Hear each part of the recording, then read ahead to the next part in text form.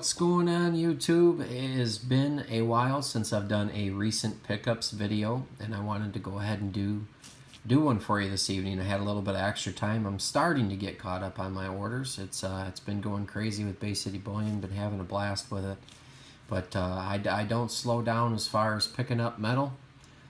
You guys always know I'm looking for cheap metal and preferably old. I love the vintage. Some of it I do pay up for, absolutely. Some of it I find locally. Some I get from friends, Instagram, all over the place. Just have a blast stacking and collecting.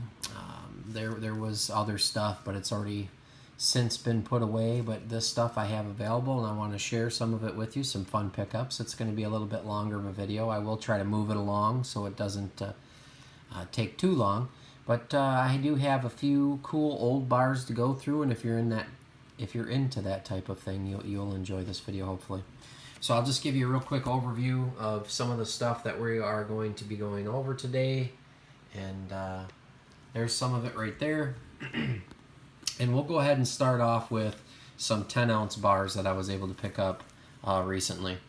Here we have an Extruded Tri-State Refining 10-ounce bar. I did not have one of these in my 10-ounce collection, and I wanted to go ahead and grab one, so I was happy to add that. I do enjoy the extruded bars. I do like poured the best, but it's always fun to have different things in the stack. Here is a California Crown Mint 10-ounce extruded bar as well. So this was also a first for me. I did not have one of these yet. Next is an absolutely gorgeous Deke Pereira older bar for sure. As you can see there, this is a 10-ounce as well. Absolutely gorgeous. This is probably one of my favorite recent pickups. Just love the look of it. It's very clean, beautifully stamped, and those dots are coming from sitting on my mat here. I'm sure they'll wipe right back off, but love that Deke Pereira bar. It's a great bar. Next we have an OIO, another vintage bar with some very light, subtle pour lines on it. Just a gorgeous old bar there. Nice rare piece. Definitely did not have one of these in my stack. 10.02 ounces, lot number 2. Gorgeous bar. Happy to add that one. This was a recent snag off of Instagram. You guys know I like Engelhard, and I have quite a few waffle backs, and got a good deal on this one, so I went ahead and added another one. Nice clean waffle back there. Here we have a nice rare pre-70s Simmons without the serial number variation. Very old bar, gorgeous. I was able to get one with some very cool looking pucker lines for sure. I definitely like that look. You can see just an old, rough looking bar, and this is one of the reasons I love poured silver. Some of you, it may not be that attractive, but I absolutely love and enjoy poured silver very much. This next one we have here is a gold standard made by Engelhard. I did not have one of these in my collection yet. Found a nice clean example for a good price, so I went ahead and scooped it. Next we have an Academy 10. Just another nice old one. It's got some cool toning, rainbow toning there down in the end. Just a cool shape on this one. Really cool. Got that one from my buddy the Bear. Thanks, buddy. I've been looking for one of these for quite some time at a good price. Finally found one, and as you can see there, A001923. It's still in the wrap. It's starting to come apart, of course. You can see where it's toning through the wrapper, but I'll just leave it just how it is. Really like this. They're not super rare or anything. I just didn't have one in my collection, and I wanted to add that, so I'm glad that I did. Next we have one of my favorite vintage brand bars, a Circle City 10. These have absolutely really cool texture on them. They're all brushed on every angle, every side. It doesn't come off very well on my light, but it does have some really nice rainbow toning to it in areas. As you can see there, the texture all across the bottom as well. Just a neat shape bar. Just dig those Circle City bars for sure. I went ahead and picked up another AGS 10-ounce bar. These are one of my favorite vintage 10-ounce bars due to the shape. I like the really tall, tapered look of these bars. And this one's pretty cool. It has a nice ripple there. And as you can see, I'm not sure if you can see in my light, but you can kind of see how it ripples, and then there's real subtle lines that just go all the way out from it. Very, very cool. Love that bar. And then I was able to add a 5-ounce AGS, which I did not have yet. So basically just a smaller version. Then we have this cool wedge bar. You can kind of see like the hologram effect here with the rainbow colors there. This was cool. I forget what the initials stand for. It's a gentleman's initials. I think it's David something. These are no longer in production. These were made a while back. I believe this company's still in business. But I've seen these around for a while, and I wanted to pick up one when I could find one for a decent price. You can see the back. It looks a lot like the Scottsdales, or I should say the Scottsdales look a lot like these. Real cool. Just a different type 10-ounce bar that I was happy to add. Next, we have another rare one here. There's a Metal Rex bar from Reno, Nevada. Been looking for one of these at a good price for a long time. Finally found one. Here we have is a 10.12 troy ounce side stamped. Very cool. Nice dimple on the back. Very, very stoked to have found that for my stack. All right, let's see what we're going to go on to next. Next, we have a nice rare bar. This one's from Draper Mint. It's an extruded bar. I believe it's from the early 70s, possibly late 60s, probably early 70s though. Swiss of America. This is a rare variation, or an error rather. As you can notice there, it's missing the R. I think there were less than a few hundred of these that were made. Estimated. Nobody really knows, obviously, and probably a lot fewer around today. But the Draper Mint and Swiss of America is pretty popular amongst collectors, and when I had a chance to pick this up at a decent price with an error on it, I went ahead and jumped at that, and happy to add that to my collection. Next, I will show another rare piece that I was really, really happy to find locally. Here we have an old Port JM 3-ounce. These are very, very nice, and this one's in excellent condition. It's got a wonderful dimple on the back with lines. Just really, really stoked to find that. You know, these have super high premium on them. There's a lot of bars that have a lot of high premium on them, so to be able to find these, you know, at good prices, I mean, that's what it's all about for me. It's the fun of the hunt. You never know what you're going to get. Of course, it doesn't really matter what the premiums are. These all go in my perma stack. They'll end up going to my kids, I'm sure, at one day, and they can enjoy them. Here we have a community piece, Bunker Bullion. It's been quite a while since I picked up a piece from him. This has a diameter of roughly a 50-cent piece. It fits in a 50-cent tube, and as you can see, it's got a little bit of layering texture there. I believe this is a cast piece, and it is 5 ounces.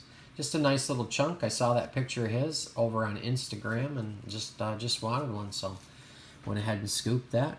Next up, what are we going to move to? We will move to these over here. I pick up sterling from time to time, guys. These sterling rounds I picked up for spot. A lot of this stuff I picked up when silver was still in the high 14s and low 15s. It's just been a while since I've been able to show you, so I got a really good deal on these, I feel. But if you look at these old rounds from the 70s and just look at the quality of the engraving and the quality of the work, I don't know why they can't make stuff like this nowadays, you know. A lot of the detail you see is kind of washed or plain. I mean, obviously you do see nice detail on the new coins and such, but these, they've done a great job for a long time. These been banging and beating around from the 70s, and they still look beautiful to this day. Just enjoy that. I don't know what I'll do with these, if I'll you know, just keep them in the stack, or if I end up pouring sterling one day, maybe I will. I was looking for a certain one here. Bear with me one moment. There it is. I noticed this one's from 1973. Got the O.J. Simpson round there. I just thought that was funny. So those were a spot pickup. Over here, I will show you this. If you guys are art bar collectors, you may know what this is. This is obviously a 50th anniversary of Donald Duck, but it's also a very rare bar. This one, I believe, the serial number, I got it upside down, is 57. And on the back here, you can see these great house production bars were extremely rare. This only had a mintage of 75 bars. So this is definitely one of the most and more rare art bars if you're an art bar collector out there. So I was super stoked to be able to find that. That was an awesome find for sure. I'll share this goofy looking thing that I picked up the other day just because it was kind of trippy looking. Picked this up at the LCS. This is an old Golden State Mint. It's got some rainbow toning on it. Just got it out of the melt bin and picked it up just because it was kind of funky. Same with this. Obviously, this is a BU. Nice 1985 Onza. This was in a little case sitting in the melt bucket too, and I said, heck, I'm saving that one. A lot of these guys, I don't understand why they just have stuff like that sitting in the bucket, but as long as they do, I'm going to be scooping it. I was able to find another Plata Pura bar. These little 1 ounce bars are pretty cool. I think I got a couple, 2 or 3 of those now. I did find another Jackson Precious Metals long bar that was in decent shape. I have a bunch of these already, but you know, when you find these in the bucket and they're nice shape like this, I can't help myself. I always scoop them up. Here's another one, Oxford. It's got some toning on it, but nice clean bar. This old round here, I didn't recognize when I first seen it, but it's older and it has a cool antique finish to it. Some of these old brushed rounds like this carry quite a premium. I saw this when I scooped it. This one's from 1971, as you can see with the lines there on the back. It's 3/9 fine. And I'm going to move the camera for just a minute, so bear with me. I was able to find quite a few BU prospectors, 83s. When I find the 83s, I scoop them up. I found 6 in absolutely perfect condition. Got these nice and cheap. I also found some loose Johnson Matthey, your right rounds, the right to vote. I have a couple sets of these already, but these were also in the bin, so I grabbed them. So I have a few loose, and I was able to find a sheet of 10 of the complete set, which is, it's pretty solid. This one's starting to come off just a little bit on one side. But other than that, that's a nice full sheet of 10. I'll keep it just like that in the collection. I was pretty happy with that. And then I was able to I grabbed a bunch of Constitution. I was just going to show a couple rolls of 90%.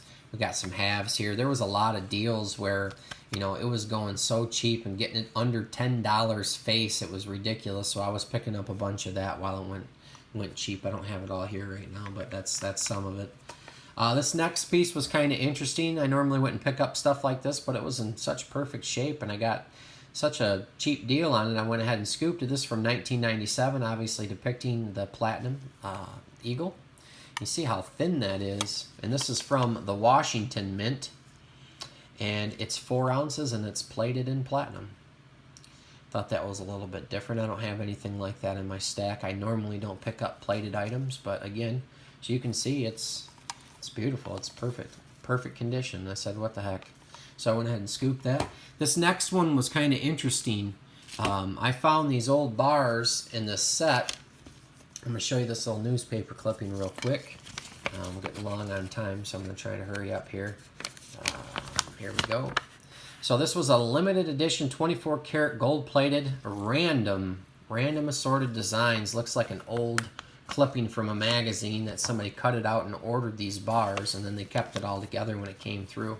And I thought this was kind of neat. They're all in beautiful condition, but what I thought was, since these were random, this one actually has a Foster bar in it. And these have some crazy rainbow toning. As you can see, they're in absolutely perfect condition. They must have been sitting in this since they were received. And these bars are gorgeous. And anytime you can find a Foster bar, you should pick it up. So here we have one Silver Eagle. The rest of them are from places like the Patrick Mint. I have some of these bars, but just to give you an idea of condition, they're beautiful. It's kind of strange. I didn't realize that.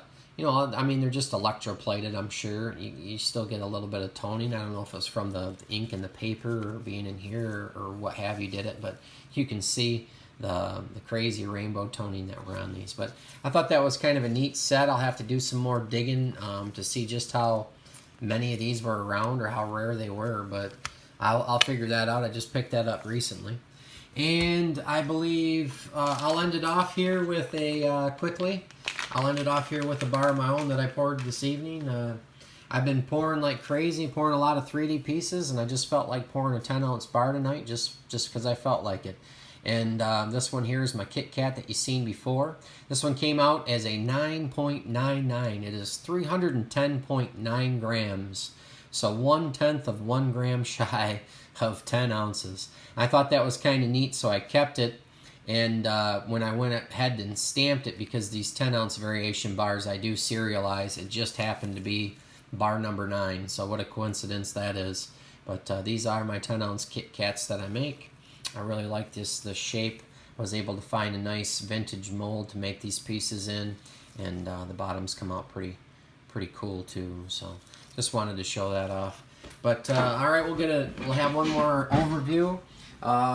This is a little over 200 ounces that I'm sharing with you guys today. Apologize, it's been taking me so long to get these recent pickup videos. I'll try my best to keep them coming. I got a bunch more vintage stuff on the way. That's going to be coming that I will be excited to share with you all. Some really nice pieces. And I hope everybody's having fun stacking, doing well, enjoying their summer. I know everybody's super busy this time of year. And I appreciate all your guys' support. Thanks for checking it out and hanging with me this long on a very, very long video. But it was long overdue. I appreciate each and every one of you. See you on the next one.